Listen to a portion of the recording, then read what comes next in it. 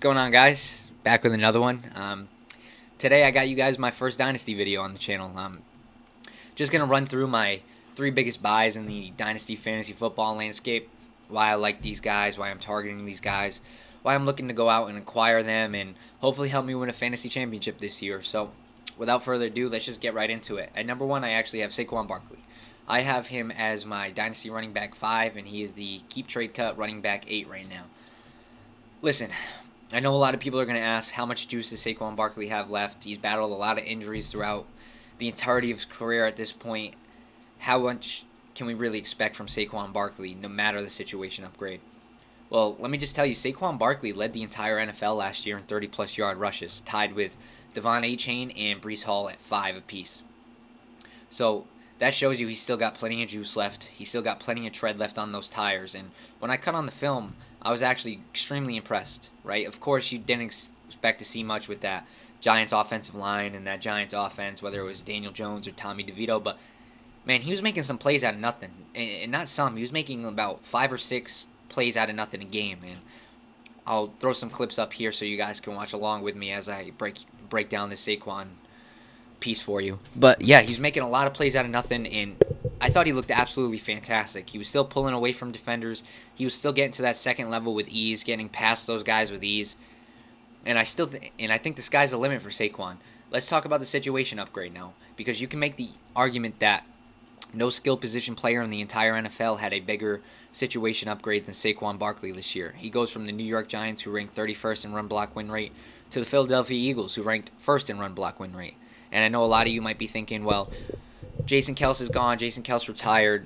What does that O-line look like now? Well, let me just tell you, Jason Kelce didn't even rank top 3 in that metric in terms of the Philadelphia Eagles O-linemen. The top 3 in that metric were Lane Johnson, who led the entire NFL with an 82% win rate, Landon Dickerson, who was 2nd in the entire NFL with an 81% win rate, and then Jordan Mailata, who was 3rd in the entire NFL with an 80% win rate. So, not only did those 3 guys win at an elite level, they won at a level that was at the top of the NFL at their positions. Lane Johnson was number 1 at right tackle. Jordan Mailata was number 2 at left tackle. Landon Dickerson was number 1 across the interior offensive line. So, 3 absolute studs that are still on the roster who will be there in 2024 and forward until Saquon Barkley is no longer an Eagle. So, they'll be there for the entirety of Saquon's Philadelphia Eagle career. And that's just a massive upgrade, right? This is the best offensive line in football still. I know you can make the argument between them and the Detroit Lions. I won't really pull your arm, depending on which one you prefer. I still prefer the Eagles. I think there's more star power there. But yeah, this is by far and away the best O-line he'll ever run behind for the entirety of his career, whether it's now or in a few years, wherever he goes after he's an Eagle, if he doesn't retire an Eagle. And it's by far and away the best O-line he would have ever had with the New York Giants. So, massive situation upgrade there. And secondly, Jalen Hurts will be healthy for all of 2024. That's something we didn't see all of 2023.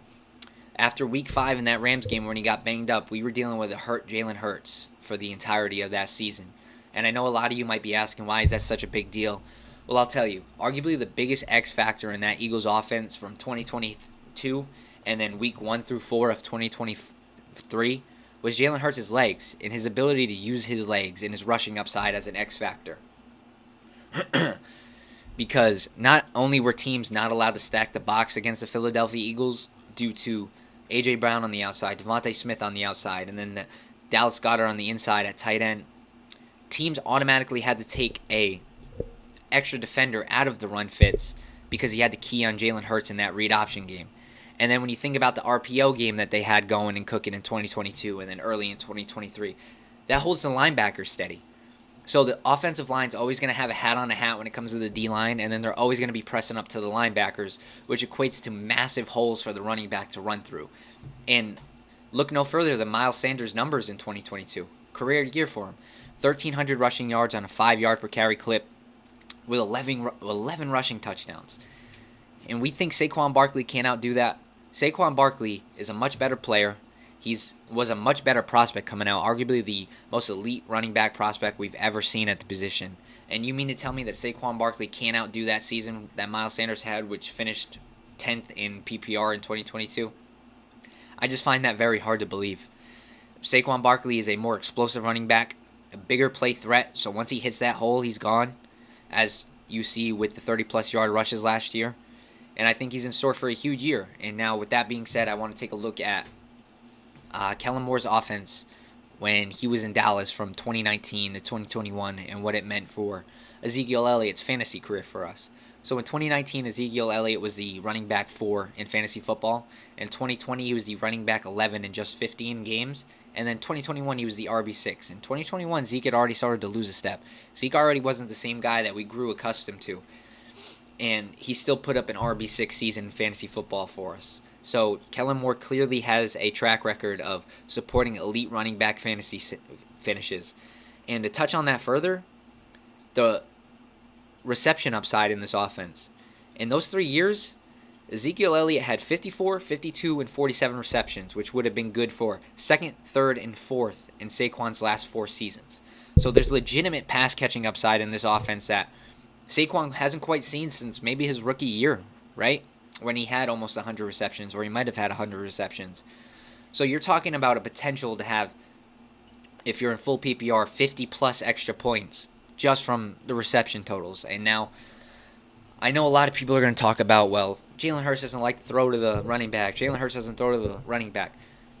I think the reality of that situation is that it wasn't Jalen Hurts' willingness to throw to the running back as much as it was the failure of the offensive scheme that Brian Johnson brought forward in 2023. As you guys know, or you might know, no team in the NFL was blitzed more than the Philadelphia Eagles. Jalen Hurts was by far and away the most blitzed NFL quarterback. And the reason for that is how the Eagles tried to plan against the blitz. Their plan was to block up as many guys as they could, and then if a guy came free, the plan was for Jalen Hurts to beat him with his legs. But as we touched on before, Jalen Hurts wasn't healthy. He had that banged-up knee. He really wasn't that explosive, dynamic run threat that we've all grown accustomed to from Jalen Hurts.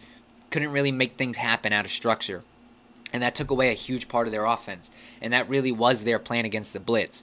That won't be Kellen Moore's plan against the blitz. Kellen Moore is going to give Jalen Hurts easy hots to automatically get to, and the running back is going to be a big part of that. Saquon Barkley is going to be a huge part of that. He's going to be on the field all the time. He's going to be that guy in those third down situations that when a blitz is coming, he's going to be the guy out of the backfield to take that easy reception and get a first down with it. So, like I said, legitimate pass catching upside in this offense. And now lastly, I know a lot of people are going to talk about the touchdown poaching from Jalen Hurts last year, 15 rushing touchdowns. How many touchdowns are really in store for Saquon Barkley in 2024? And I think the reality of that situation is more than you think. I think a lot of people are over dramatic when it comes to Jalen Hurts' tush-push touchdowns, because I think a lot of it was that they just didn't trust DeAndre Swift on the goal line. He's only a 205-pound back. He's a smaller guy. They probably just didn't trust him to punch it in from the 1 or the 2 the way they did that their 230-plus pound quarterback who squats 700 pounds with the highest percentage win rate play in the entire NFL, right? It really can just be that simple, and I think it's as easy as looking back to the year prior in 2022 with Miles Sanders. He had 11 rushing touchdowns. We all know this Eagles offense is going to be elite. We all know it's going to be a top 5 offense in all of football. You can make the argument that it's them and San Fran with Detroit right behind those two. So they're going to score a ton of points. Saquon Barkley is going to be the workhorse running back. He's going to touch the ball 300-plus times this year. I think he's such an easy buy. I think he's the guy this year, and I think this situation is very similar to when San Francisco went out and acquired Christian McCaffrey, and a lot of people didn't know how to feel about it right away. But this is a guy, in my opinion, Saquon Barkley, who has the legitimate upside and situation around him to be the overall RB1 this year, and you can get him for the price of just a mid-first-round pick, potentially late first-round pick. Go buy all the Saquon Barkley you can get this year and help him and have him help you win a fantasy championship. Number 2, I have Nico Collins. This is a guy I really just don't understand. 25-year-old wide receiver who in his 3rd year had a true breakout with with being top 10 in receiving yards, top 6 in yak. And right now he's my current Dynasty wide receiver 12, and he's a wide receiver 17 on Keep Trade Cut. I just can't get there. I think he's so much better than that, and I'm going to break it down why. So I know a lot of people are metric guys. I know a lot of you guys like analytics when it comes to fantasy football and football in general, so I got something for you guys today. Nico Collins in 2023 was 2nd in the entire NFL in not only yards per route run, but adjusted yards per route run, just behind Tyreek Hill. And I think we all know what kind of player Tyreek Hill is. He's the elite of the elite. He's arguably the best receiver of the last 5 or so years in football, right? And for all you guys who don't know what yards per route run is, it's basically just a efficiency metric that takes the largest possible sample size from wide receivers based on every single route they run and shows you how many yards they are creating and manufacturing, whether they get the ball or not.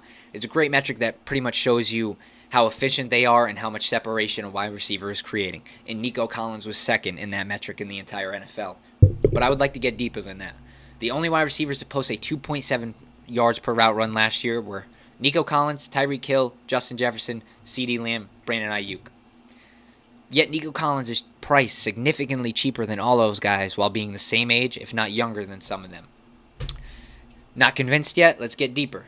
Nico Collins, Tyreek Hill, and Brandon Ayuk were the only 3 wide receivers in the NFL last year to post a 3+ yards per route run. The only guys to ever do that in NFL history, Tyreek Hill in 2022 and 2023, Julio Jones in 2015, 16, 17. I know Julio was elite. Cooper Kupp in 2021, the year he absolutely broke fantasy football. Brandon Ayuk in 2023, and then Nico Collins in 2023. Quite elite company, if you ask me. Yet Nico Collins isn't being priced as an elite wide receiver in Dynasty football. He's being priced as a wide receiver too. I think that's crazy. And while I know everybody is freaking out over the addition of Stefon Diggs and what will this offense look like with not only an added Steph Diggs but a healthy Tank Dell to start the season, I don't think it's going to be that big of a deal, right? Nico Collins is your true number 1 X receiver. He's going to be on the field at all times, whether it's solo receiver sets or they go to 12 personnel and it's him and Stefon Diggs. He's always going to be on the field. And even if they start to go to a lot more 11 personnel or empty or whatever and have a ton of wide receivers on the field, well, in wide receiver sets that had 3 or more wide receivers on the field, Nico Collins maintained his elite efficiency last year. He was one of only 15 wide receivers ever to post a 2.6 yards per route run, and then one of only 5 wide receivers ever to post a 2.8+ yards per route run in sets that required 3 or more wide receivers. So every metric that I just brought to you today shows you that this guy is an elite football player. He's an elite wide receiver, yet he's just priced as a good one. I think you need to take advantage of that as quickly as you can. I think early and often Nico Collins starts eating this year, and then it maintains through the whole year, and then later on, we're looking at a Nico Collins who's priced within the top 8 to 12 Dynasty wide receivers, and he's borderline unattainable. And then some just baseline other metrics that I would like to show you guys today. He was number 1 in the NFL, in the entire NFL, in fantasy points per target against man coverage. So that shows you he's fantastic at producing against man coverage, which is exactly what we want from our X wide receivers, our true alphas, our true number 1s. Nico Collins did that. And one of the biggest factors I don't think a lot of people really are talking about for whatever reason, which is weird to me, especially when talking about Dynasty, is he's going to be tethered to a young, elite quarterback in C.J. Stroud with an elite offense for the rest of his prime, if not the entirety of his career, right? So Nico Collins is 25. He has a new 3 or 4 year deal, so he gets through that at 28, 29, maybe signs another one with the Houston Texans. So now you just got Nico Collins tethered to one of the best young quarterbacks in the entire NFL for the next 4, 5, 6 years, priced at a wide receiver too. It's an absolute smash buy. I'm looking to buy Nico Collins every single chance I get. I think he's going to win fantasy championships this year, whether that's redraft or dynasty. Just throwing that out there. You'll see where he's at in my redraft rankings in maybe 2 months or so. But yeah, moving on. I have Kyler Murray. I think the dynasty community is way too low on Kyler Murray. He is the keep trade cut quarterback 11. I have him as the quarterback 8. So while there's only 3 spots of value there, I still think he can be had for way too cheap, right? This is a guy who has showed us elite fantasy production year in and year out. He has 3 straight seasons of top 8 fantasy point per game finishes. In 2020, he was 3rd in fantasy points per game. In 2021, he was 4th. And then 2022, before the ACL, he was 7th. So he has, like I said, a proven track record of elite fantasy production. And then when he came back from the torn ACL, he averaged 18.9 fantasy points per game, which was the exact number he averaged in 2022, which would have been good for 9th last year. So That's 4 back-to-back-to-back fantasy point per game seasons within the top 10. What else can you ask for? He's being priced outside of that. And I understand people love the addition of Caleb Williams, the breakout Jordan Love. I just don't think he should be priced under those guys, particularly because of the rushing upside from Kyler Murray. I know a lot of people are probably like, well, has Kyler Murray's rushing ability taken a hit now with the torn ACL? Does he still have the same juice in that knee? Is that knee fully healthy yet?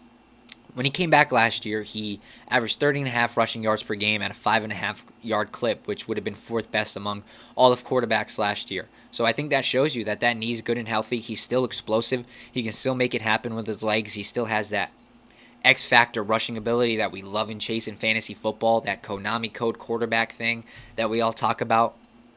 So yeah, I mean, I absolutely love Kyler Murray. And let's speak about the Cardinals in general. The situation only got better around him, right? They go out and they add Marvin Harrison Jr., the best wide receiver prospect we've seen since either Julio Jones or Jamar Chase. You can debate which one there. I won't argue with you. And they go out and they also draft Trey Benson in the 3rd round. A lot of people's running back 1 in this draft class. So this offense is going to be awesome, right? You have Kyler, you have Marvin Harrison, you have McBride. Now you have Trey Benson and James Conner, a dual threat running back at both spots. This offense is going to score a lot of points. I think they're going to be much better than people suspect. I think at least better than they were in 2023 and certainly 2022. And I think the other big thing that I'm not talking about yet here is Cardinals defense isn't going to be great still, right? They're going to give up a lot of points. The Cardinals are going to have to score a lot. They're going to have to throw the ball a lot.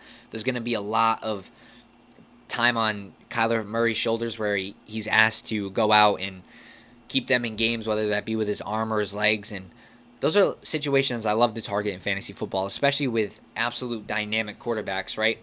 Because it's just more fantasy points for us. So, yeah, I think Kyler Murray is being drastically undervalued as well as the other 2 guys I spoke about today. So those are the 3 guys I'm really targeting, 3 guys I'm really trying to buy by any means necessary. And I suggest all you guys do the same.